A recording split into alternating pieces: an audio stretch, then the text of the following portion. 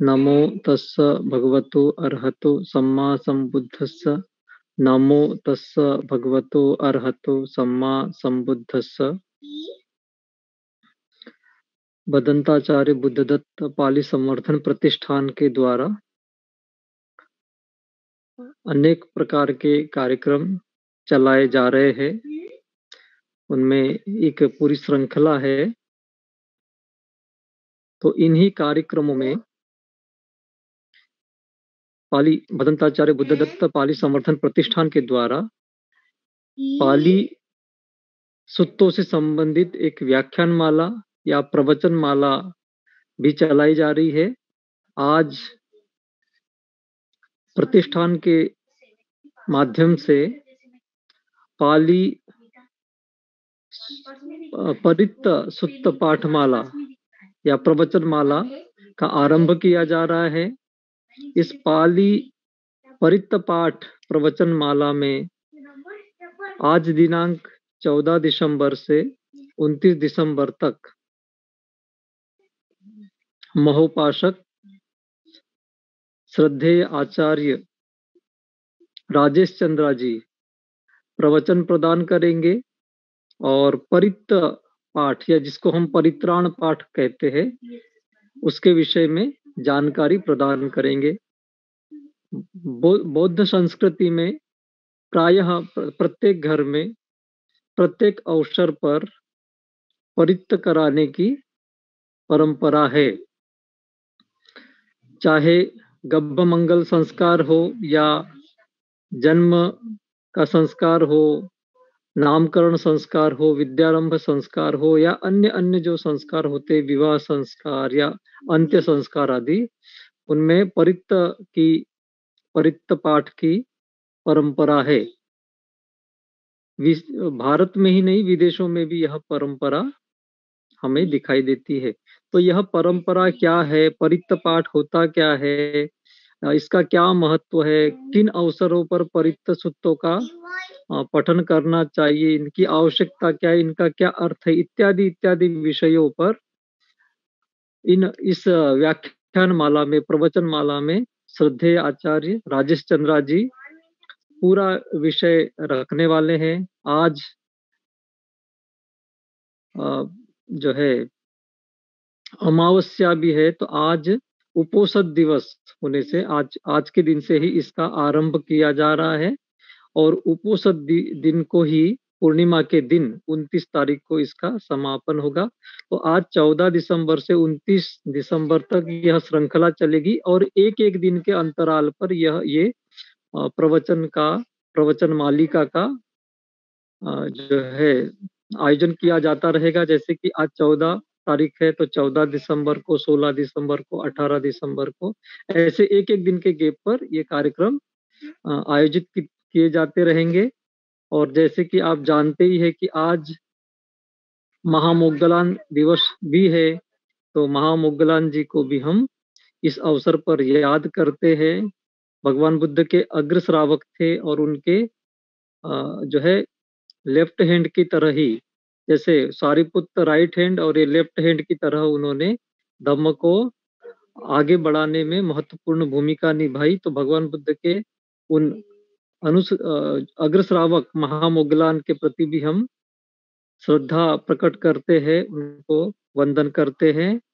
इसी तरह से नागपुर के पाली भाषा के वरिष्ठ विद्वान प्रोफेसर विमल कीर्ति जी का आज दोपहर में दुखद देहावसान हो गया है। उनके प्रति भी हम श्रद्धांजलि प्रकट करते हैं। उन्हें बड़े ही कष्ट के साथ, बड़ी ही पीड़ा के साथ में उनके प्रति भी हम जो है पुष्पांजलि अर्पित करते हैं और इस कार्यक्रम के अंत में हम मौन रखकर उन्हें श्रद्धांजलि देंगे और उनके प्रति मंगल मैत्री भी हम करेंगे। तो आज इस तरह का यह दिन है और आज हम परित्त पाठ का आरंभ करने जा रहे हैं।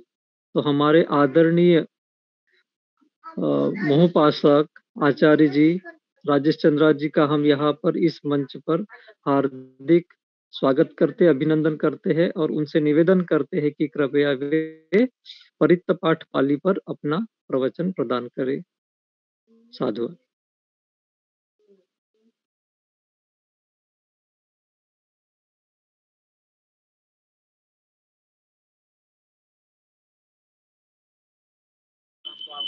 सर आचार्य जी किस आईडी से जुड़े हैं दिख रहे हैं?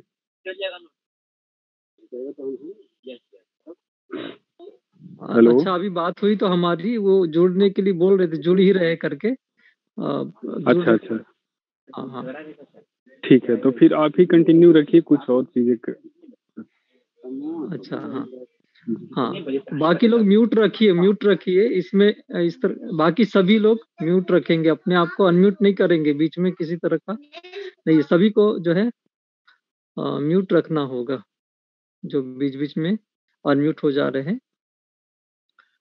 तो जो है आचार्य जी शीघ्र ही जुड़ जाएंगे हमसे, अभी उनसे बात हुई थी, वो जुड़ ही रहे हैं। परित्य के बारे में हम देखते हैं कि हमारे यहाँ भी जो है, क्योंकि हर एक व्यक्ति के जीवन में सभी प्रकार की घटनाएं होती है, हर परिवार में इस तरह की घटनाएं होती है, और व्यक्ति चूंकि उत्सव प्रिय भी है, तो अनेक प्रकार के उत्सव भी हम अपने जीवन में आयोजित करते हैं, अनेक प्रकार का कष्ट भी हमारे जीवन में आता है।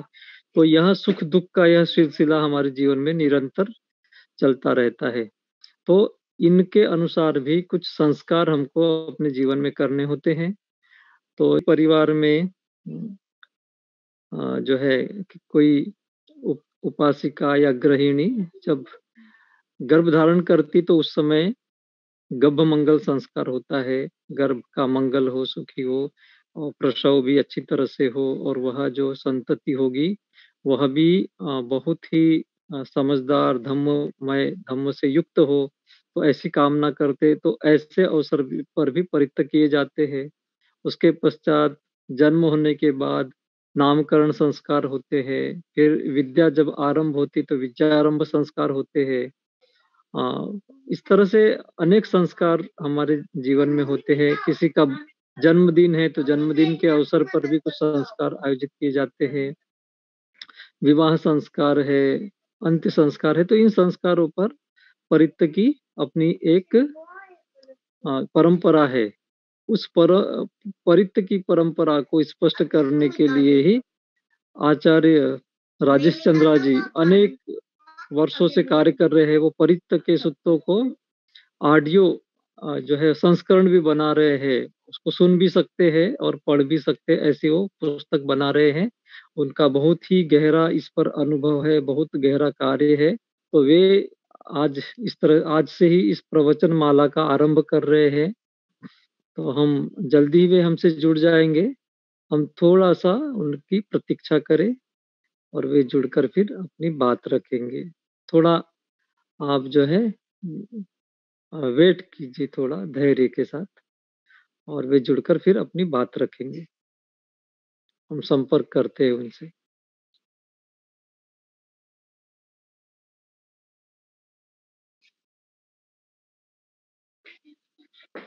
थोड़ा जुड़ने में समस्या आ रही थी।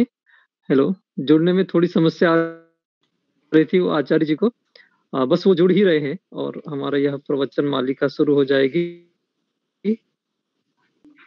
हाँ, जुड़ गए हैं। तो अब हम फिर से एक बार जो है अपने आचार्य जी के जुड़ने के बाद अपनी थोड़ी सी 1 मिनट की बात रखेंगे और फिर वे उनकी तरफ चलेंगे। मुकेश जी, जी आचार्य जी जुड़ चुके हैं, आप उनको जो है ना, वो अनम्यूट हो सके ऐसा व्यवस्था कर दीजिए, है ना? जी हाँ हाँ हाँ। हमने आपको थोड़ी देर पहले ही बताया था कि भदंताचार्य बुद्धदत्त पाली संवर्धन प्रतिष्ठान विभिन्न प्रकार के कार्यक्रमों का आयोजन कर रहा है।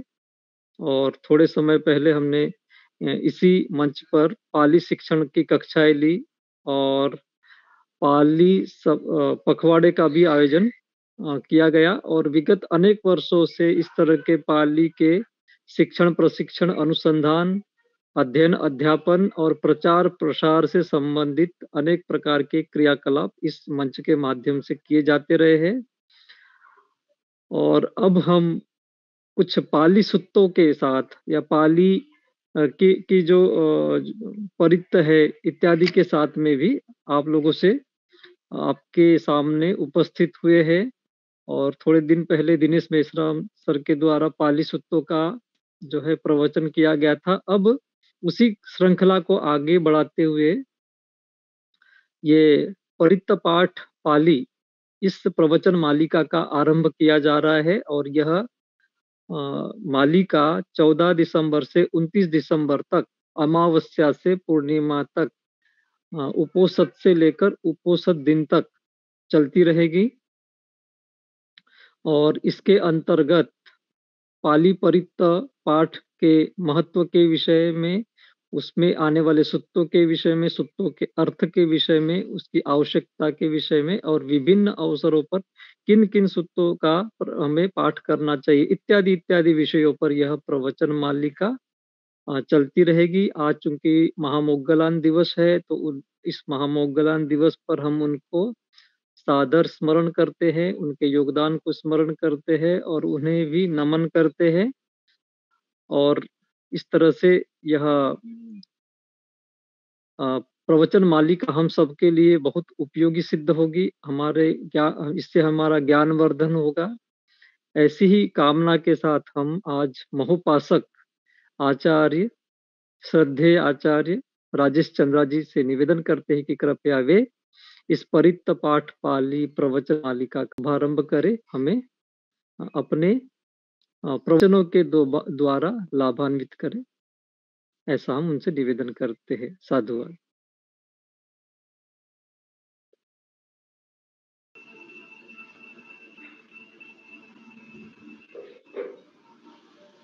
आवाज आ रही है?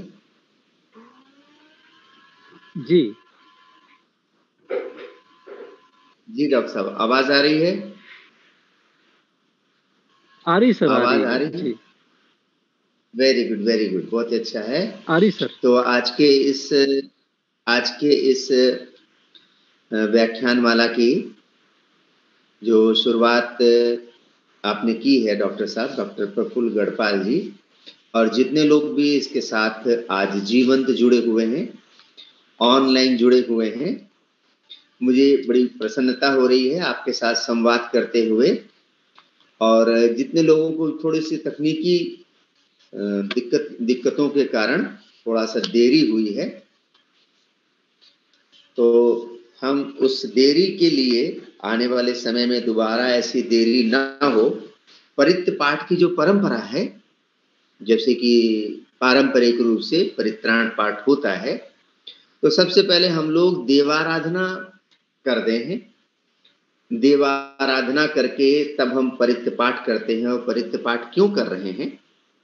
तो वो जो देवाराधना की गाथाएं हैं, एक बार की हम सभी लोग, जितने लोग भी जुड़े हैं हमारे साथ, सभी लोग थोड़ी देर के लिए अपने चित्त को श्रद्धा में करके वो 3 पंक्तियों की गाथाएं हैं, हमारे साथ शांति से सुनेंगे हाथ जोड़कर।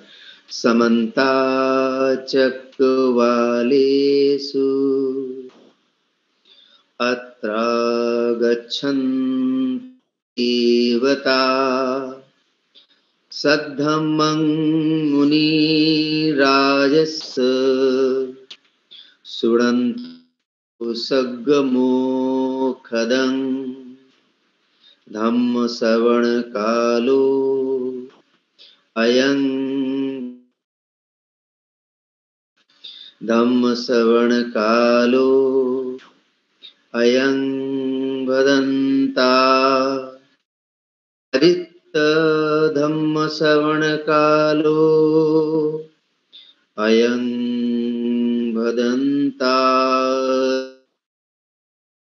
ये सन्ता सन्तचित्ता शरणं शरणं एथ्यलोकन्तरे वा भूम्मा भूम्मा च देवा गुणगणगहना व्यावटा सब्बकालं एते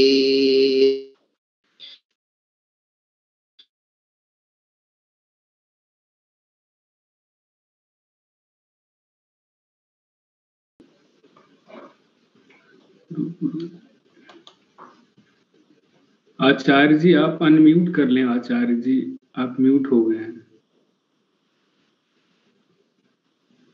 हम इसको अभी तो इसको अनम्यूट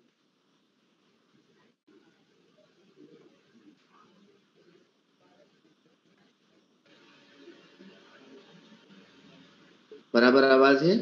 जी जी आ रही है आचार्य जी, आ रही है। पर जी थोड़ी नेटवर्क की समस्या शायद आपकी तरफ है, लेकिन अभी आ रही है आवाज आचार्य जी। तो ये जो हम परित्राण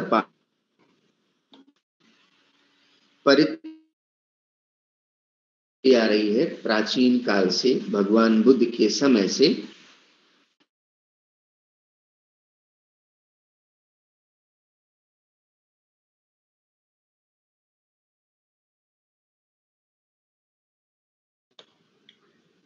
आचार्य जी अनम्यूट कर लें, तो कुछ तकनीकी समस्या में मोक्षदायक है, स्वर्गदायक है। धम्म श्रवण कालो अयं भदंता। ये भद्रगणों, ये धम्म को सुनने का सर्वोत्तम समय है। धम्म श्रवण कालो अयं भदंता, भगवान के धम्म को सुनने का ये सर्वोत्तम काल है, सर्वोत्तम समय है। परित्य धम्म श्रवणो अयं भदंताति। और हम परित्य पाठ करते हैं। हम इस परित्य पाठ के इस श्रृंखला सबसे पहले इसके हम कुछ पहलुओं पर चर्चा करेंगे।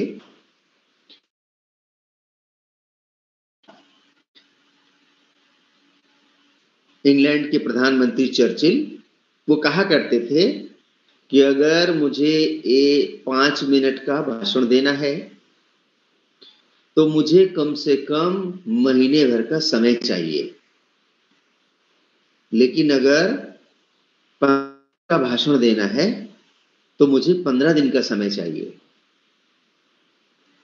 अगर मुझे आधा घंटे का भाषण देना है तो मुझे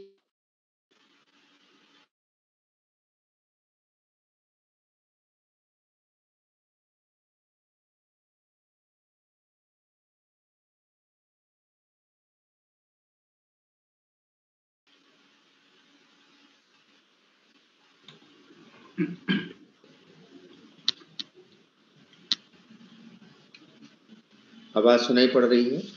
जी आचार्य जी बराबर है, थोड़ी नेटवर्क की समस्या है शायद, लेकिन अभी आ रही है। जी कुछ नेटवर्क की समस्या है, कुछ आ रही है जी। और लेकिन ये समस्याएं जो है धम्म के कार्य में आती हैं। जी जब भी आप कोई धम्म का कार्य करते हैं तो उसमें कुछ अवरोध आते हैं। धम्म की भाषा में उसको कहते हैं मार अवरोध उत्पन्न कर रहा है। वो आज नेटवर्क के जरिए मार अवरोध पैदा कर रहा है। मैं देख रहा हूँ करीब 40-50 लोग जुड़े हुए हैं और सब बहुत उच्च कोटि के प्रबुद्ध लोग जुड़े हैं। मैं बात कर रहा था कि चर्चिल इंग्लैंड के प्रधानमंत्री कहा करते थे कि अगर 5 मिनट का भाषण देना है तो मुझे 1 महीने का समय चाहिए। अगर 15 मिनट का भाषण देना है तो मुझे 15 दिन का समय चाहिए। आधे घंटे का भाषण देना है तो मुझे हफ्ते भर का समय चाहिए। और 1 घंटा भाषण देना है तो मैं भी तैयार बैठा हूँ, साथ चल रहा हूँ। डॉक्टर प्रफुल्ल गढ़पाल जी ने इस प्रवचन माला को ऐसा लंबा अवधि देकर मुझे एक अच्छा स्पेस दिया है बात करने का और इसके सभी पहलुओं पर बात करने का। हम इस परित्राण पाठ के बारीक पहलुओं पर, इसके सूत्रों के ऊपर बात करें। इसके पहले इसकी थोड़ी सी पृष्ठभूमि पर बात करेंगे। जो इसकी प्राचीन पृष्ठभूमि कहती है, भगवान बुद्ध के समय से ये परित्राण पाठ की परंपरा चली आ रही है। और अभी जैसे हमने अभी शुरुआत किया, समस्त देवों का आवाहन किया, वो राजा मिलिंद के साथ जो एक संवाद होता है अरहत भिक्खु नागसेन का,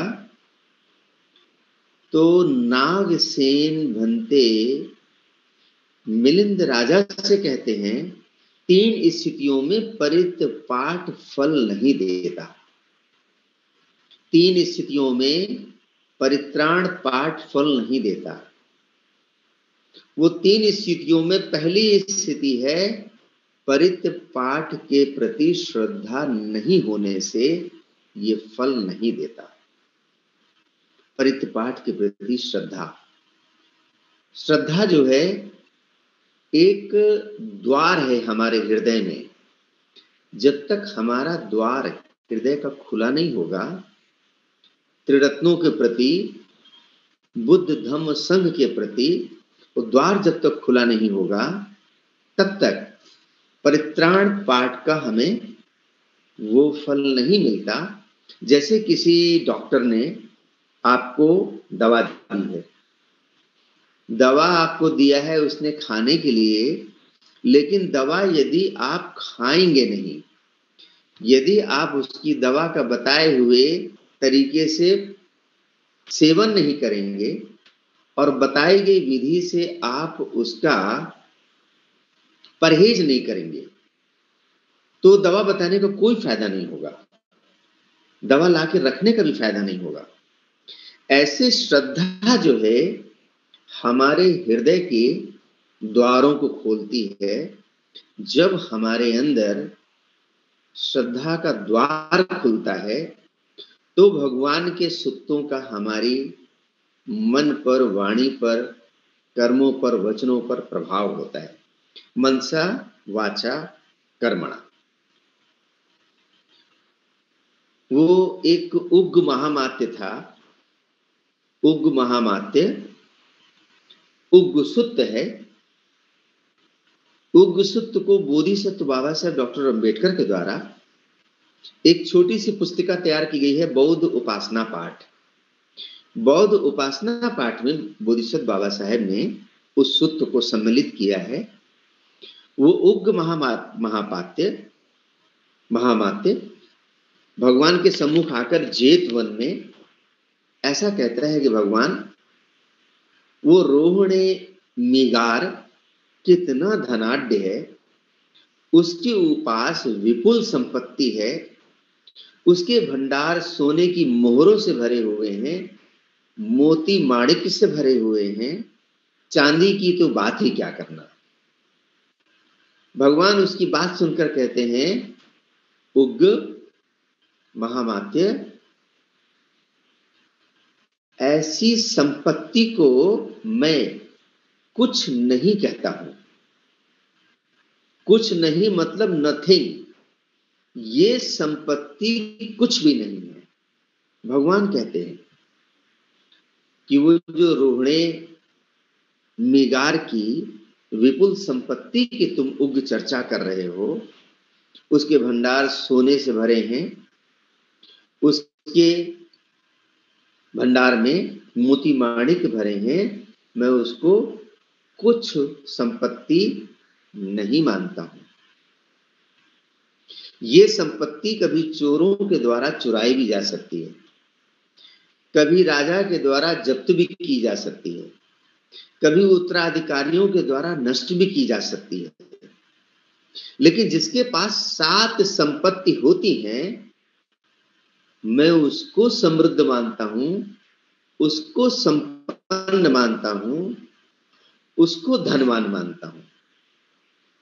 कौन सी वो 7 संपत्ति है? तो भगवान उन 7 संपत्ति में पहली संपत्ति बताते हैं श्रद्धा।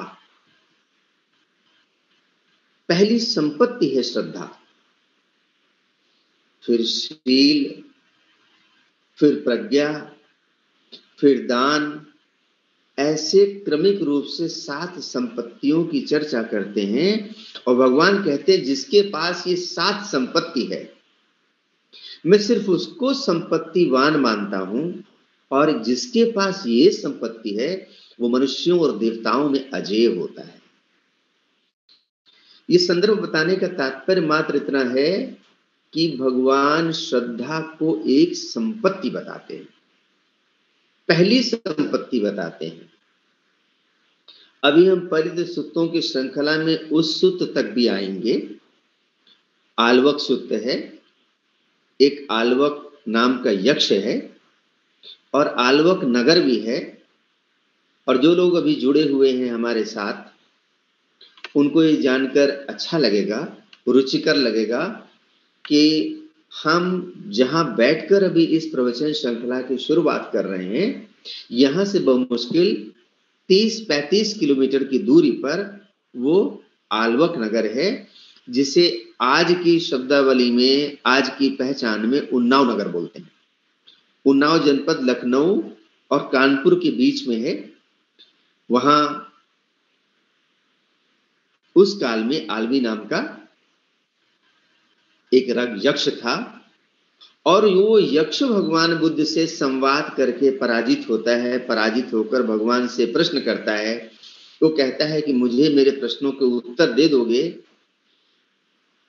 अन्यथा श्रमण गौतम मैं तुम्हारा पैर पकड़ के गंगा के पार फेंक दूंगा। बोधिसत्व बाबा साहेब ने अपने ग्रंथ में बुद्धा एंड इस धम्मा में इस सूत्र का उल्लेख किया है। भगवान बुद्ध कहते हैं कि सकल ब्रह्मांड में कोई ऐसा नहीं है जो श्रमण गौतम के पैर पकड़ के गंगा के पार फेंक सके, लेकिन फिर भी तुम प्रश्न करो। तो वो जो पहला प्रश्न करता है कि भव सागर को पार करने के लिए बल क्या है, तो भगवान बुद्ध पहला बल बताते हैं, श्रद्धा सबसे बड़ा बल है।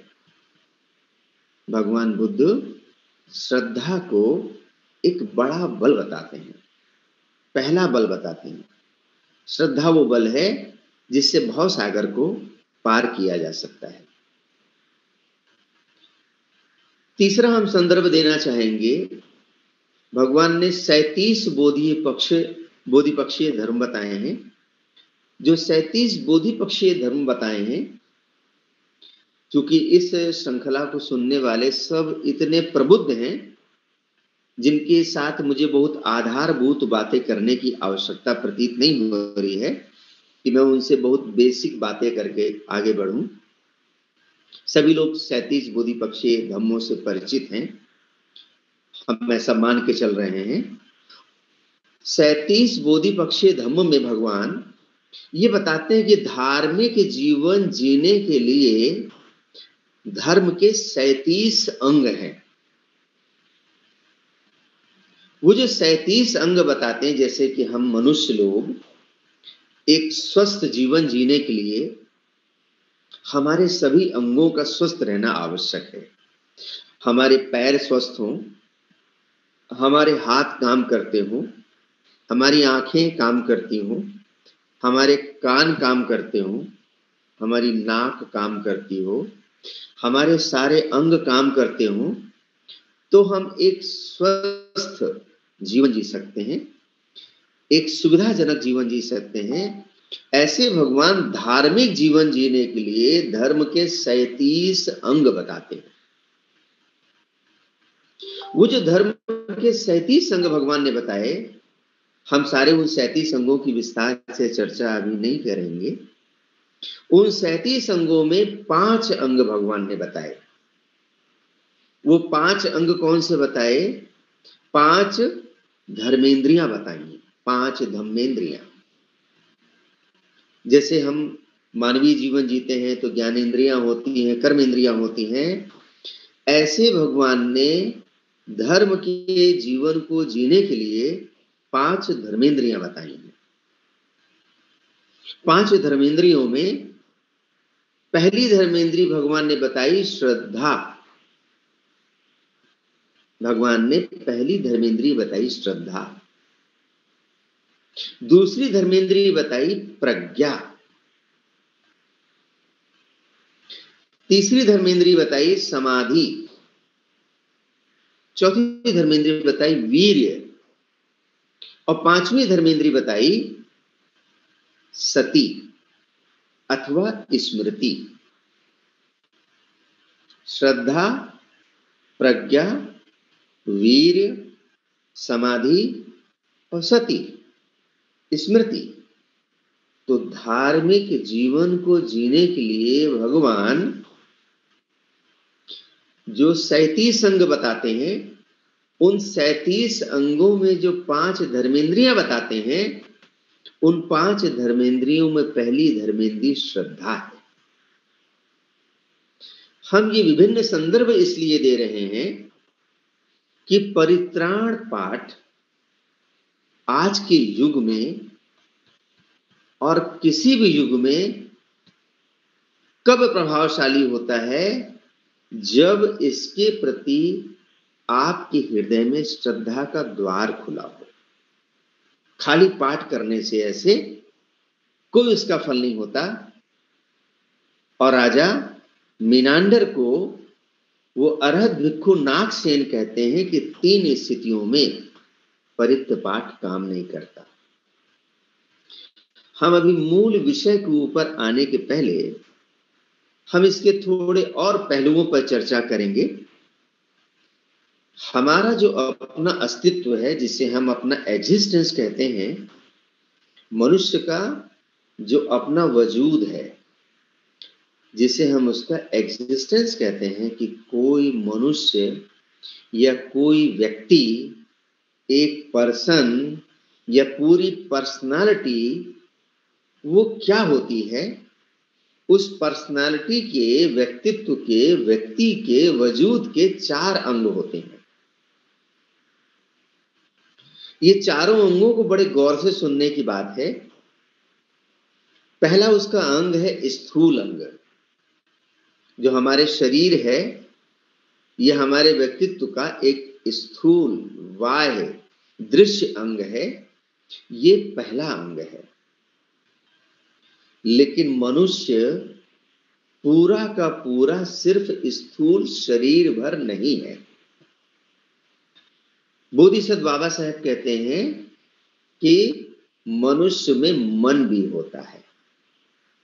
बोधिसत्व बाबा साहब अपने बुद्धा एंड इस धम्मा ग्रंथ में कहते हैं, मन के परिवर्तन के बिना कोई सामाजिक परिवर्तन संभव नहीं है। तो हमारे वजूद का, हमारे एग्जिस्टेंस का, हमारे अस्तित्व का एक पहलू है, स्थूल पहलू, जो कि हमारा शरीर है। दूसरा पहलू क्या है? हमारा मन, हमारा माइंड, यानी कि मेंटल एग्जिस्टेंस। हमारा तीसरा पहलू क्या है? भावनाएं, इमोशंस, हमारे जज्बात। ये हमारे अस्तित्व का तीसरा पहलू है। और हमारा चौथा पहलू है हमारा आध्यात्मिक आयाम। हम इसको अंग्रेजी में कहें तो physical, mental, emotional and spiritual. ये 4 पहलू हैं। Physical, mental, emotional and spiritual. हमारा स्थूल, हमारा मानस, हमारी भावनाएं और हमारी आध्यात्मिकता, ये 4 आयाम पर कोई मनुष्य परिपूर्ण मनुष्य होता है। हम उसको असंतुलित व्यक्ति मानते हैं। जैसे कि कोई बहुत ही अच्छा पहलवान हो, शरीर उसका बहुत सुंदर हो, उसके शरीर के सारे अंग बिल्कुल संतुलन में दिखाई देते हो, लेकिन मानसिक रूप से विक्षिप्त हो, उसकी बातचीत में विसंगति हो, तो ऐसे व्यक्ति को हम एक अस्वस्थ व्यक्ति, एक विकलांग व्यक्ति मानते हैं। किसी के शरीर में विकृतियां हो, लेकिन मन के स्तर पर पूरी तरीके से जागरूक हो, मन के स्तर पर उसमें कोई कमी ना हो, मन के स्तर पर बड़ी उसमें तेजस्विता हो, तो भी ऐसे व्यक्ति को हम अधूरा व्यक्ति मानते हैं। शरीर से विकलांग है, मन उसका पूरा चैतन्य है। किसी का शरीर बड़ा सुंदर है, बलशाली है, सभी अंगों से संतुलन में है, मन भी उसका अच्छा है, बड़ी तीव्र बुद्धि का है, मेंटली बहुत ही स्ट्रांग है, लेकिन इमोशनल डिसबैलेंस है, उसके अंदर भावनाओं का असंतुलन है, उसका हृदय अस्वस्थ भावनाओं से भरा हुआ है, घृणा से भरा हुआ है, अश्लीलता से भरा हुआ है, दुष्चरित्र से भरा हुआ है, ऐसा उसका भावनाओं का आयाम है। तो ऐसे व्यक्ति को भी हम एक अस्वस्थ व्यक्ति कहते हैं। कभी कभी हम देखते हैं कि बहुत अच्छे पढ़े लिखे लोग, बड़े अच्छे क्वालिफाइड लोग, अचानक उनके बारे में सुनते हैं कि वो ऐसा कोई कृत्य कर बैठे हैं जिस पर पूरे समाज को हैरानी होती है कि ऐसा व्यक्ति ये कैसे कर सकता है। कोई कभी कभी सुसाइड कर लेता है, कभी कभी कोई किसी का मर्डर भी कर देता है, कभी अपनी पत्नी को मार बैठता है, हत्या कर बैठता है। तो क्या मानते हैं हम? ये व्यक्ति शरीर से स्वस्थ है, मेंटली स्ट्रांग है, लेकिन इमोशनली वीक है, भावनात्मक रूप से कमजोर है। और चौथा पहलू आता है हमारा आध्यात्मिक आयाम। हम शरीर से स्वस्थ हैं, मेंटली बहुत अच्छे हैं, मानसिक रूप से बड़े परिपक्व हैं, भावनात्मक रूप से बड़े समृद्ध हैं। हमें प्रेम की बातें और प्रेम का जीवन अच्छा लगता है, हमें मैत्री का जीवन अच्छा लगता है, हम दया, करुणा, परोपकार में बड़ा भरोसा करते हैं, वैसे कृत्य भी करते हैं, लेकिन हमारा आध्यात्मिक और धार्मिक जीवन में कोई भी लगाव नहीं है, उधर की तरफ कोई बहाव नहीं है, हम उसकी तरफ कोई अभिरुचि नहीं रखते हैं, तो भी हमारे व्यक्तित्व में एक असंतुलन बना रहता है। ये जो परित्राण पाठ है, इस परित्राण पाठ के ही नहीं बल्कि हमारे जीवन के सारे कृत्यों के ये चार पहलू होते हैं। उसके अपने स्थूल पहलू होते हैं, उसके अपने मानस पहलू होते हैं, उसके भावनात्मक आयाम होते हैं और उसके आध्यात्मिक आयाम होते हैं। ये जो परित्राण पाठ है, इस परित्राण पाठ को भी हम इन चारों आयामों से देखेंगे कि इसका हमारे शरीर पर क्या प्रभाव पड़ता है, हमारे मानस तल पर क्या प्रभाव पड़ता है, हमारी भावनाओं पर क्या प्रभाव पड़ता है और हमारे आध्यात्मिक जीवन में ये किस स्तर तक सहायक होता है। इन चारों पहलुओं को एक एक करके हम क्रमिक रूप से लेंगे। अभी चिकित्सा विज्ञान जिस निष्कर्ष पे पहुंचा है, चिकित्सा विज्ञान ऐसा कहता है, जितने भी रिसर्च हो रहे हैं, कि बीमारी हमारे तन पे दिखती है, तन पर उसके लक्षण दिखते हैं, लेकिन बीमारी की जड़ हमारे मन में होती है। बीमारी के लक्षण हमारे तन पे दिखते हैं, बॉडी पे दिखते हैं, लेकिन बीमारी की जो जड़ होती है वो हमारे मन में होती है। हमारा मन आज की आधुनिक शब्दावली में, आज की साइकोलॉजी में कहें, आज के मनोविज्ञान की भाषा में कहें तो मन के 5 तल होते हैं। मन के 5 तल होते हैं। पहला हमारा कॉन्शियस माइंड होता है, दूसरा हमारा सबकॉन्शियस माइंड होता है, तीसरा हमारा अनकॉन्शियस माइंड होता है, चौथा हमारा कलेक्टिव कॉन्शियस माइंड होता है और पांचवा हमारा सुपर कॉन्शियस माइंड होता है। पहला चेतन मन, अवचेतन मन, सर्वचेतन मन, अचेतन मन और अतिचेतन मन। आप जैसे देखते हैं, मैं अभी आप सबसे पूछूं 2 का पहाड़ा आप सुनाओ, तो आप तुरंत सुनाने लगेंगे 2 दूना 4 दूना 6, 2 तिहाई 6, 2 चौको 8, 2 पंजे 10, ऐसा आपने जैसे जैसे अपनी भाषा में सीखा होगा, अंग्रेजी में सीखा होगा। मैं बोलूं 5 का पहाड़ा सुनाओ तो 5 दूनी 10, 5 तें 15, 5 चौक 20, 5 चौक 25, ऐसा आप तुरंत सुना देंगे। लेकिन मैं भी बोलूं 37 दूना कितना, 37 तिया कितना, तो आपको सोचना पड़ेगा।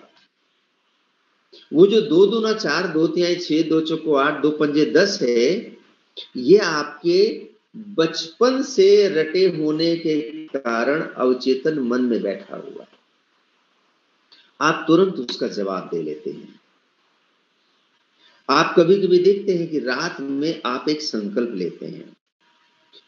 एक संकल्प लिया कि सुबह मुझे भोर में 4 बजे उठना है, और आपने 4 बजे का घड़ी में या मोबाइल में अलार्म भी लगा लिया। जैसे ही आप ये संकल्प लेते हैं, ये संकल्प कौन लेता है? आपका चेतन मन ऐसा संकल्प लेता है। ठीक उसी समय अवचेतन मन से नीचे से एक आवाज आती है, ऐसा संकल्प तो तुम पहले भी बहुत बार ले चुके हो, ऐसा संकल्प तुम पहले भी बहुत बार ले चुके हो, पहले भी तुमने कहा इसको पूरा किया। तो जैसे ही आप एक बड़ा महान संकल्प लेते हैं, आपके ही मन की और गहरी जड़ अंदर से एक प्रतिकार करती है। इस मन को आप यूं समझिए कि ये पिरामिडल आकृति में होता है। ऐसे आप ऐसे, मैं सिर्फ कल्पना के लिए कह रहा हूं, आप ऐसे इमेजिन करें, एक एग्जाम्पल लें सिर्फ उदाहरण के रूप में, कि ये एक पिरामिड के जैसे होता है। जैसे जो अंटार्कटिका द्वीप पर हिमखंड होते हैं, आइसबर्ग बोलते हैं, तो आइसबर्ग में जो बर्फ के पहाड़ होते हैं, वो बर्फ के पहाड़ का एक हिस्सा 1/10 हिस्सा ऊपर दिखाई देता है। 1/10 से भी 9 हिस्से वो नीचे समंदर में होता है, और पूरा का पूरा पर्वत जमा होता है। अंटार्कटिका पे जो बर्फ जमी है, जितना ऊपर दिख रहा है उसका 9-10 गुना नीचे होता है। जब सवेरे सवेरे भोर में सूरज की किरणें पड़ती हैं तो ऊपरी हिस्से पर पड़ती हैं, ऊपरी हिस्से पर किरणें पड़ती हैं,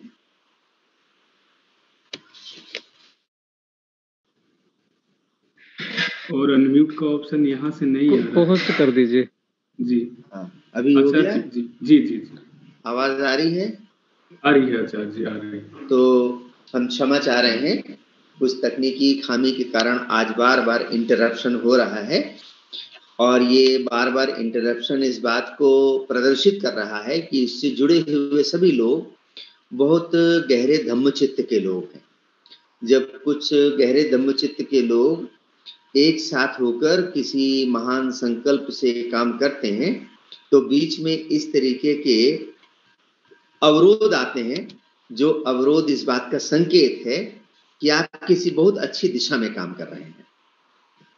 मैं अभी आज की इस श्रृंखला के पहले दिन की अभी ऐसे में परित्य पाठ के विभिन्न पहलुओं के ऊपर भूमिका ही बता रहा था कि इसके अपने वैज्ञानिक पहलू क्या हैं, इसके अपने स्थूल पहलू क्या हैं, इसके मानस पहलू क्या हैं, इसके भाव पक्ष क्या है, इसका आध्यात्मिक पहलू क्या है। और जैसा कि मैं बता रहा था कि एक आइसबर्ग होता है, वो जो हिमखंड होता है, हिमखंड का बहुत छोटा सा हिस्सा ऊपर दिखता है, और जब सुबह सुबह सूरज निकलता है तो सूरज की किरणें पड़ती हैं, तो ऊपर का वो थोड़ा सा जो 1/10 हिस्सा होता है वो पिघलना शुरू करता है। बर्फ की जो है पानी में परिणति होती है, धूप की तेज के साथ वो पिघलता है, लेकिन धूप की उन किरणों का प्रभाव उसकी नीचे जड़ों तक नहीं जाता। थोड़ा सा हिस्सा ऊपर पिघलता है, शाम होते होते सूरज ढलता है तो फिर से बर्फ वैसे ही जम जाती है और सैकड़ों बरस से अंटार्कटिका के पूरे नीचे बर्फ की एक परत ऐसी जमी हुई है सैकड़ों बरस से। वैज्ञानिक लोग ऐसा कहते हैं यदि अंटार्कटिका की सारी बर्फ पिघल जाए तो पूरी धरती पे प्रलय आ जाएगी, पूरा धरती जो है जल प्लावन हो जाएगा। ऐसे हमारा ये जो मन होता है, इस मन के अपने 5 हिस्से हैं। आज की आधुनिक साइकोलॉजी की भाषा में, मनोविज्ञान की भाषा में, तो हम जब कोई संकल्प लेते हैं, सुबह जल्दी उठना है, लेकिन हमारे मन का जो हिस्सा संकल्प ले रहा है उसी मन का नीचे और गहरा हिस्सा अंदर से प्रतिकार कर रहा है कि ऐसा संकल्प तो तुम पहले भी बहुत बार ले चुके हो। सवेरे जब अलार्म बजता है तो हमारे मन का वही हिस्सा जो प्रतिकार कर रहा है वही अलार्म को बंद कर देता है, हम सोते रह जाते हैं। ये कौन करता है? अवचेतन मन करता है। जो अचेतन मन होता है, अचेतन मन हमारे मन के, हमारे किए गए संकल्प को सुनता ही नहीं है, वहां तक आवाज ही नहीं जाती है। फिर सर्वचेतन मन होता है, एक कलेक्टिव कॉन्शियस माइंड होता है, और फिर अतिचेतन मन होता है। ऐसे ये जो परित्राण पाठ है, परित्राण पाठ हमारे मन के सभी तलों पर काम करता है। और मन के सभी तलों पर काम कैसे करेगा? जैसे जैसे हम अपने हृदय को श्रद्धा के द्वार खोलकर उसको काम करने का अवसर देंगे। यदि हम द्वार खोलकर उसको अवसर देंगे तो आज भी वो घटनाएं होंगी, और आज भी वो घटनाएं होती हैं, जिन घटनाओं को लोग शब्दावली में चमत्कार बोलते हैं, मिरेकल बोलते हैं, कोई विस्मय बोलते हैं, जो भगवान के समय हुए कि भगवान वैशाली में जाते हैं, वहां अकाल पड़ा है, दुर्भिक्ष पड़ा है, लेकिन भगवान रतन सुक्त का संगायन करते हैं, वहां वर्षा होती है, घनघोर वर्षा होती है, और वो पूरा क्षेत्र दुर्भिक्ष और अकाल से मुक्त होता है। भगवान खुद बीमार पड़ते हैं, गिरमानंद सुक्त पाठ होता है। सारिपुत्र बीमार पड़ते हैं, सारिपुत्र थेर, मुगलान थेर, बोझंग का पाठ होता है और वो स्वस्थ होते हैं। परम पावन दलाई लामा जी 11 दिन का प्रवचन दे रहे थे सारनाथ में, मैं उसमें मौजूद था, सब परिवार मौजूद था। दलाई लामा जी ने बताया कि अमेरिका के चिकित्सालयों में जो क्रोनिक डिजीज के पेशेंट्स हैं, दीर्घ बीमारियों के जो मरीज हैं, उन मरीजों के बिहेवियर, कैरेक्टर के ऊपर वैज्ञानिक लोग शोध कर रहे हैं, चिकित्सा विज्ञानी शोध कर रहे हैं। और उन शोध का निष्कर्ष क्या निकल रहा है? जो लोग क्रोनिक डिजीज के पेशेंट हैं, क्रोनिक यानी कि लाइलाज बीमारियों के मरीज, जैसे कि कैंसर, जैसे कि ट्यूमर, जैसे कि एड्स, इस तरीके की जो लाइलाज बीमारियों के जो मरीज हैं, उन मरीजों का जो बिहेवियरल हिस्ट्री देखी गई है, उनके बर्ताव का जो इतिहास देखा गया है, उनमें से अधिकांश लोग बहुत ही तीव्र घृणा वाले व्यक्ति हैं, बहुत ही तीव्र द्वेष वाले व्यक्ति हैं। उनका जो लोगों के साथ बर्ताव है, किसी के प्रति घृणा से भरा है, किसी के प्रति द्वेष से भरा है, किसी के प्रति हिंसा से भरा है, और वो अंदर इतना दबाव बना लिया है कि वो ही दबाव मन की जड़ों में घाव करते करते तन के ऊपर कैंसर के रूप में प्रकट हुआ है, हार्ट अटैक के रूप में प्रकट हुआ है, ट्यूमर के रूप में प्रकट हुआ है, आदि इत्यादि। तो जब हम परित्र पाठ को मन के उस तलों तक जाकर करते हैं तो हमारे अंदर की बीमारियां भी उखड़ के बाहर जाती हैं, ऐसी भी घटनाएं होती हैं। तो हम अभी एक दिन के अंतराल पर इसके और बहुत सारे पहलुओं पर इसके बुद्धिवादी पहलू पर, इसके वैज्ञानिक पहलू पर, इसके आध्यात्मिक पहलू पर हम चर्चा करते रहेंगे। आज के इस आयोजन की शुरुआत के लिए डॉक्टर प्रफुल्ल गढ़पाल जी, आपका बहुत बहुत अभिनंदन है, बहुत बहुत आभार है, बहुत बहुत धन्यवाद है। और आपने जो भदंताचार्य बुद्धदत्त पाली संवर्धन प्रतिष्ठान की तत्वावधान में इसकी शुरुआत की है, और जितने लोगों को, जिन प्रबुद्ध लोगों को आपने जोड़ा है, हम उन सभी का अभिनंदन करते हैं। बस थोड़ी देर के लिए हम लोग ऐसे ही हाथ जोड़ेंगे, हम खाली धम्मपालन गाथा करेंगे। सब पाप सकरणं कुशल सुख संपदा सचित्त परियोदपनं एतं बुद्धान शासनं धम्मं चरे सुचरितं नतं दुचरितं चरे धम्मचारी सुखं सेति अस्मिन् लोके परमे च न तावता धम्मधरो यावता बहुभासति यो चाप्यम्पि श्रुत्वान् धम्मं कायेन पश्यति सवे धम्मधरो होति यो धम्मं न पमज्जति नत्थि मे शरणं गयं बुद्धो मे शरणं वरं एतेन सच्चवच्चेन होतु ते जय मंगलं नत्थि मे शरणं गयं धम्मो मे शरणं वरं एतेन सच्चवच्चेन होतु ते जय मंगलं नत्थि मे शरणं गयं संघो मे शरणं वरं एतेन सच्चवच्चेन होतु ते जय मंगलं नमो बुद्धाय नमो धम्माय नमो संघाय साधु साधु साधु। तो आज के इस आयोजन में प्रतिभाग कर रहे आप सभी लोगों को बहुत बहुत धन्यवाद, बहुत बहुत मंगल कामनाएं। हम अभी एक दिन के अंतराल पर 16 तारीख को फिर मिलते हैं। नमो बुद्धाय, जय हिंद। बहुत बहुत साधुवाद आचार्य जी। तो आज की परित पाठ का यहीं पे समापन होता है। हम लोग परसों फिर से 8 बजे इसी लिंक पर मिलेंगे, एक दिन के अंतराल पर, और परित पाठ का लाभ लेंगे। तब तक के लिए सभी को नमो बुद्धाय। मुकेश जी आज जी सर आज ना हम पाली के विशिष्ट विद्वान, वरिष्ठ विद्वान आचार्य प्रोफेसर विमल कीर्ति मेश्राम जी का देहावसान हुआ है।